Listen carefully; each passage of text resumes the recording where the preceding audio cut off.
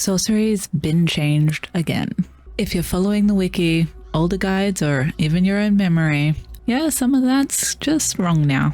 So I've tested every sorcery level in game, and this video breaks down what you actually unlock and the fastest way to deal with the more annoying materials you need along the way. First things first, if you are more experienced, you can skip this section. If you're a beginner, you learn sorcery by killing a sorcerer, finding this map, or spoilers ahead. You come to 5E and go to Shaleback Hollow. You don't need to kill a sorcerer first, although there are journey steps involving all of this. You can always come back later.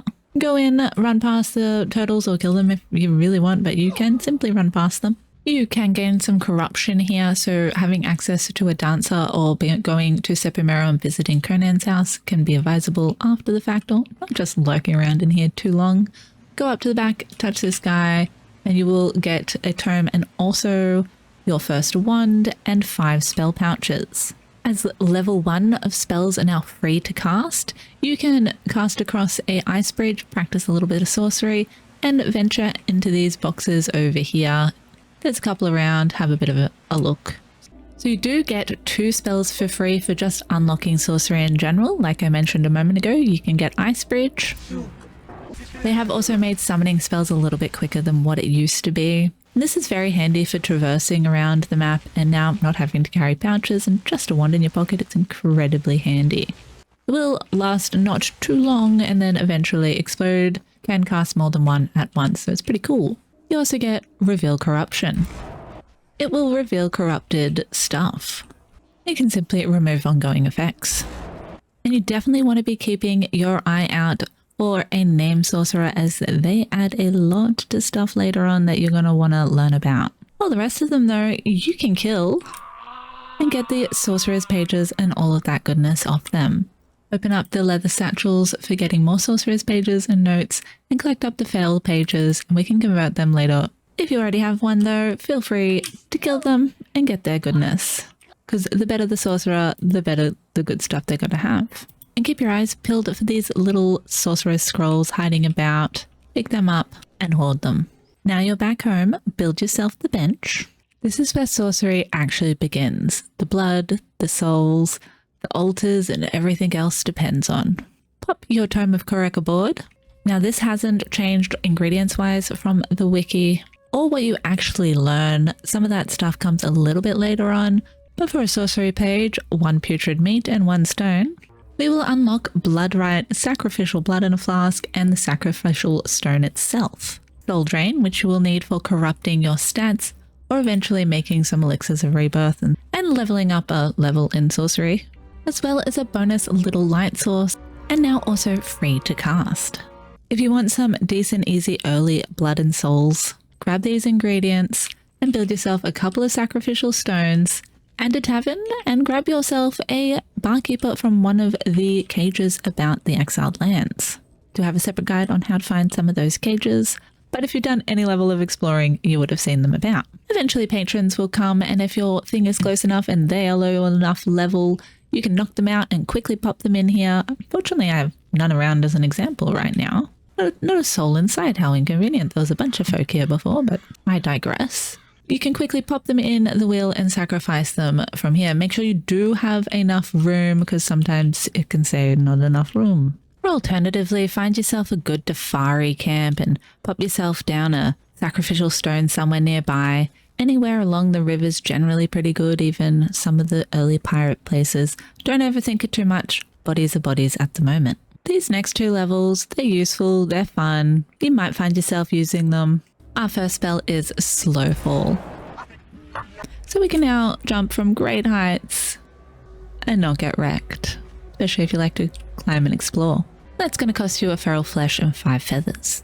Our next level of tome upgrades also really fun if you like exploration earlier in game, because for 1 savory fresh and 10 glowing goop, you can summon yourself an abyssal horse or an abyssal mount rhino in your summoning circle. Now, these won't last forever. They can get aggressive if you don't ride them, and they're not going to replace your horse anytime soon. Sorry. No need for a saddle. Ooh, this was a terrible place to try and ride them in here. You can just get them to follow you. Yeah, it's pretty cool looking. The one, they have no inventory and you cannot level them up. Now, level 4 is where you might be starting to question everything with your memory or the wiki, because it used to cost 15 and now only 5 volatile glands, 1 human flesh. And this will give us Wall of Fire. Not actually sure if it does damage to stuff around because I don't use it. A very good and reliable source of volatile glands is dragons, and baby dragons do give them too. They're nice and easy to kill, and you will actually need some dragon horn later on.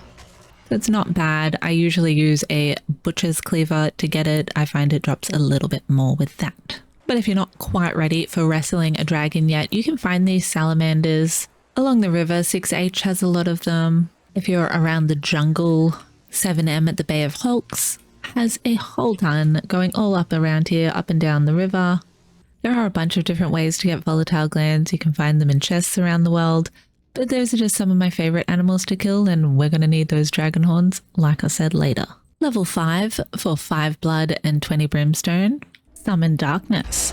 Now this is the first time you've had to upgrade your corruption. You can easily do this by standing around some obelisks or by drinking some corrupting brews or anywhere kind of corrupting, and this is going to give us lots of darkness about. Whee! And cause darkness for those about you as well. And it usually goes away pretty quickly. Level 6 of sorcery for the low price of 10 blood and 15 alchemical base. Gives us one of my most favorite and most used spells under sorcery, Mass Kull. Again, we have to escalate our corruption 20%. And it mines about as good as a hardened steel, maybe steel, I believe, but much quicker. Now, if you're pushing sorcery past this point, levels 8 through 10 change how the entire system work, including alchemy and even a couple of cool new summons the game barely explains, and that's where a lot of people are kind of getting lost. This is also one of the levels that they don't have correct in the wiki for what you need for ingredients anymore. Where it used to cost weathered skulls and blood, it now costs blood and purple lotus powder, super easy to come by. Around L7, the eastern barracks in the jungle, it's all around this little swampy area, and it is still surprisingly good XP. Now you might be thinking, what could this possibly unlock that could be that cool? Well, if you don't like venturing home after a long, arduous dungeon journey, kill yourself and summon your corpse home for the low price of 1 sacrificial blood, some brimstone, and a glass flask. Who even needs a map room? Making that trip home a butt ton quicker. But you know what's cooler than getting corpse recovery? Is that we can now summon ourselves a nifty little demon vendor.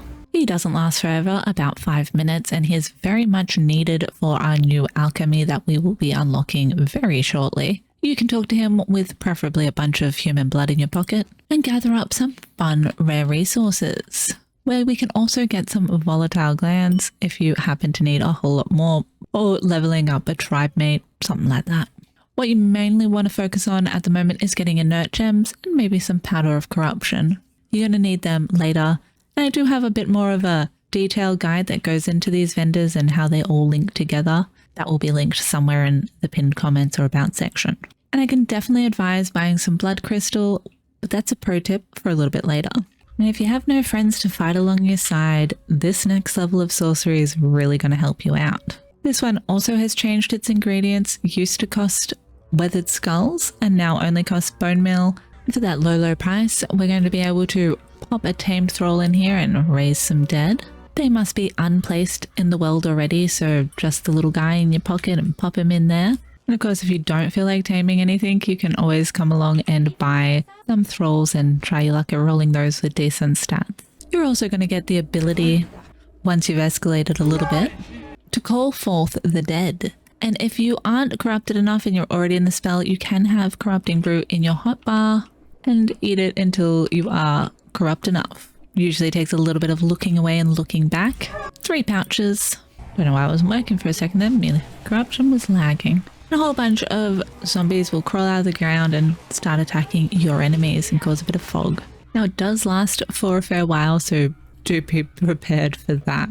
Probably don't want to go summoning at home if you want to know what you're doing anywhere. While we're hanging out in this Dutched out alchemy room, we'll look at the Sorcerous Alchemy skills that we can now unlock. giving us the ability to transmute some resources into other resources. Now you might be wondering what this lifeblood is. If you make your way over to your Sacrificial Stone, you now have the option to make your blood ritual into some Sorcerous Lifeblood. The higher the upgrade of the lifeblood, the better transmutes you can make. And don't worry, it does give you more than just one when you craft the lifeblood the first time. You get like 20 or something to start with. And to unlock the different transmutes, you need to come down to Sorcery and start unlocking all of these guys. They do cost actual fate points, so keep that in mind. You might need to eat a tablet of power or two to get them all unlocked. If you have been doing a lot of sorcery and you're starting to look a little bit disgusting from corruption and you don't want to anymore, level 9's super fun. We can go and fool everyone and conceal our effects of corruption. It is a free spell, so that's pretty nice. But if we escalate slightly, we can in fact cast Mirror Self as well. Now, it is pretty obvious that it's not you, but it can confuse people if you're got a lot going on, and it does have a little bit of DP. But if you want to be sneakier again, we can become invisible. Or invisible-ish, as we do have a faint shimmer going on still. You can just see me.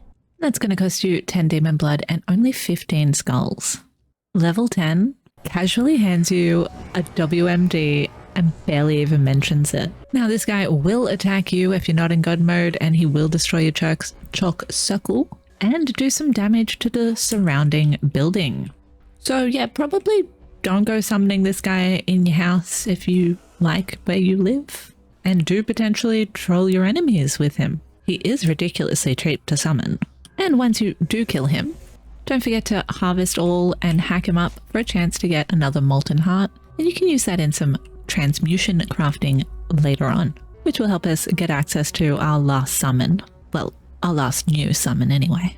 So it is where souldrain starts coming in a little bit handy, as you're going to need 5 for leveling up the tome itself. But other than Bokrug the avatar that we gained access to, level 10 also gives us the ability to reroll Thrall's stats with the Elixir of Rebirth. Not too expensive if you consider the time and effort it takes to level a harder leveling Thrall, and preferably use it on a max level Thrall. And you're probably going to have to use a few. Let's be fair, we live on hopes and dreams as it is with Thrall stats. But it does give you a nice little extra chance at getting dream rolls by forcibly re-rolling it yourself. If you like scouting, level 11 is probably for you, giving us access to the Kull of Nergal, a nifty little bat demon that you can glide about on, go up, go down, and find all of your enemies' whereabouts. Or simply traverse the map just a little bit quicker than you might usually. And you can boop down. It also gives us the ability to craft the Abyssal Call. Similar-ish to the Rhino and the Horse, he's just a little demon follower that can come around with you and beat up some folk if you really want. He's not going to last too long, but he's handy nonetheless, especially if maybe all your followers got murked or whatever. Or maybe you just love role-playing as a sorcerer. To learn it, it will cost you 20 demon blood and 5 sacrificial blood in a flask. Very easy to get now. We have double flask blood harvesting. Level 12 actually got a huge buff in reduced resources. It now only costs 5 dragon horn. That's a handful of baby dragons that are also going to give you volatile glands and demon blood. It's so much easier now. And that gives us access to the abyssal weapons that you can summon from your chalk circle, the abyssal bow, and the abyssal maul. Really handy if you're running a corrupted build, as equipping them will corrupt you, but they're essentially free and you can basically live with nothing, and they're pretty nasty to be fair. Cannot die with them on you, they'll disappear, but you just free summon and no one can steal them off you. If you're looking for the armor to go with it, level 13 will give you access to that, but also our last little summoning guy, that hunts. You will need resources of the other two. Again, I have a separate guide that goes into that a little bit better. And then you'll need him to be able to do some of the other alchemical stuff, the transmutes, the higher levels. So they all play a really important part, and it won't last very long. I think it's about 5 minutes. You're going to need an obsidian gem, and then he'll eventually return with some gifts. And he brought me 5 ritual tacits. And his hunting will take about an hour or 2. But again, check out that guide if you want better details on all how that loop works. Level 13 will be costing you 20 black blood and 10 dragon powder. Not very hard to get, and I will go into how to get some of this stuff super easily at the end of the video. Practically no farming required.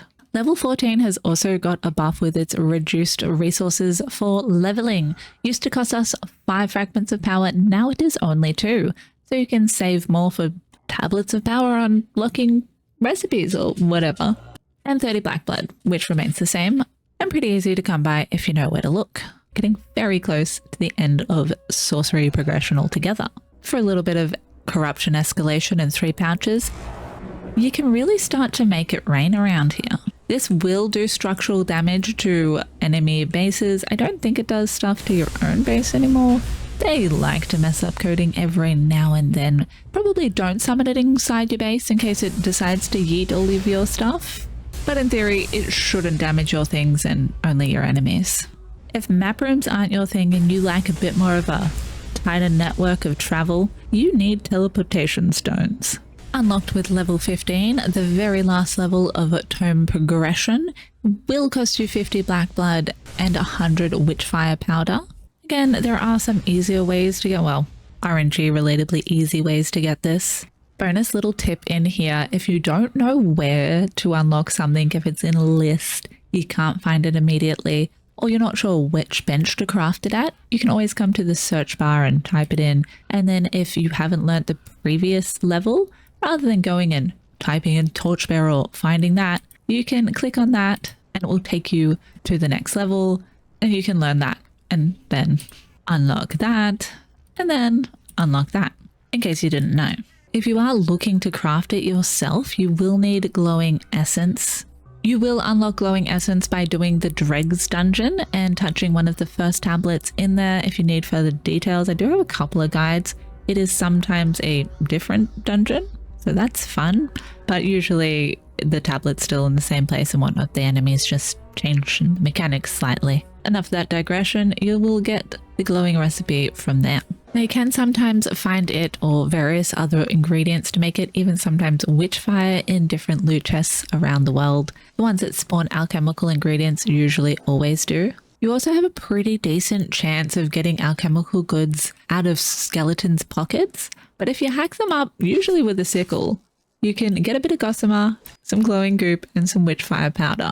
Sometimes just gossamer. There we got some witchfire powder. Adds up pretty dang quickly. Like we touched on earlier, dragons are also a great source of stuff that you can use in the sorcery upgrades and also the new transmutes.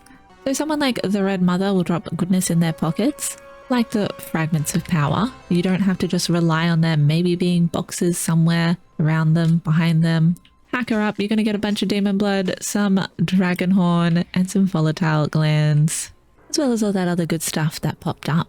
If for some reason you're struggling to get demon blood, I like to kill 1 skulls these days other than dragons. The 3 skulls are usually pretty decent there, but a lot of other bosses don't drop it very often, which is a bit disappointing. The priest kings are good, but these dudes are quite nice too. Easy to kill, easy to get early game. Like I was saying, the priest kings at Khalil's stronghold, or if you've already got access to a demon blood, head over to the Burrow King in 11A. Come kill this bad boy. He's got very low HP and for a boss and doesn't hurt you very much.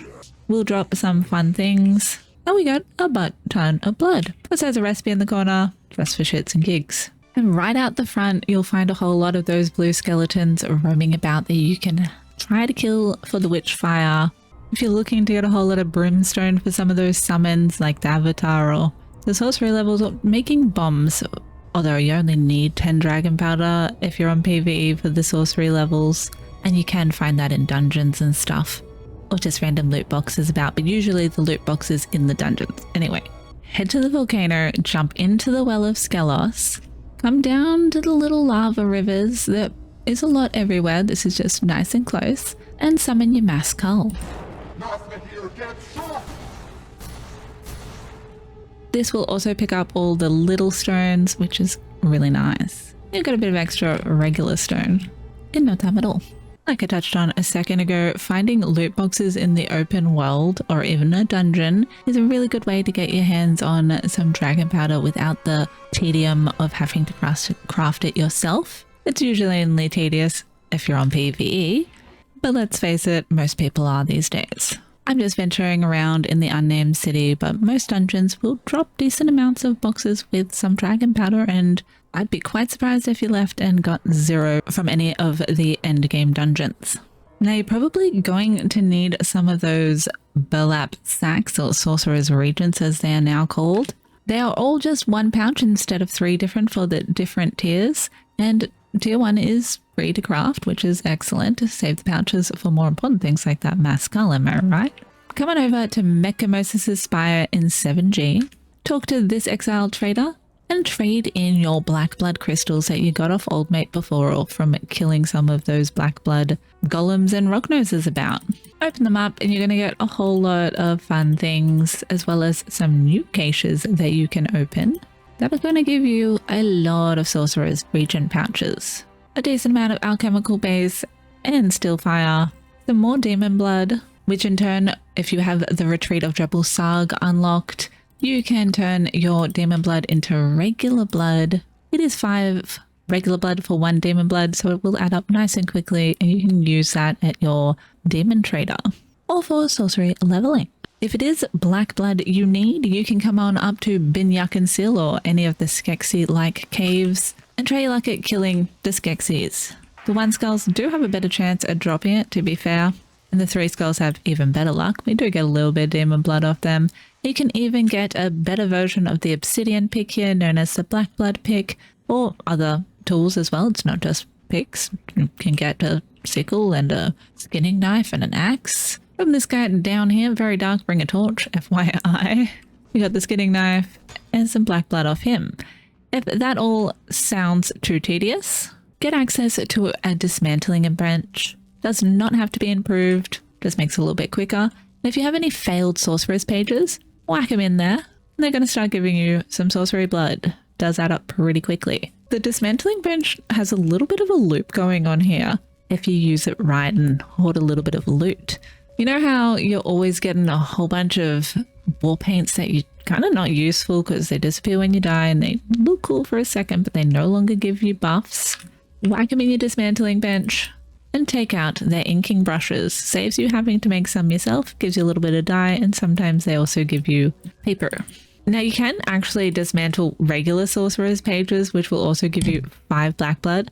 Back at our Thermagogy, if you have a named sorcerer, you can do beyond just failed sorcery pages for crafting your regular sorcery pages. You can use these goodnesses and our free inking brushes. You can also just learn paint and build a painting bench and make brushes that way also.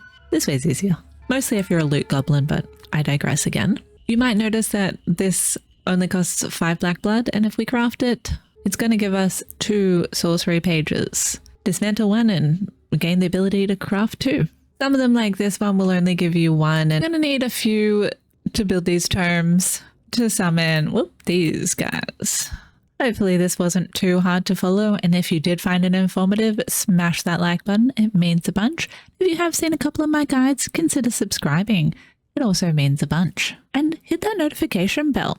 Be the first to see guides when I put them out and other new content. Stick around for my video on how all the summons work and the new alchemy transmutes and how you can make that really work for you. Until next time, I hope you have an excellent day, evening, night, whatever it is, wherever you are. Have a good one.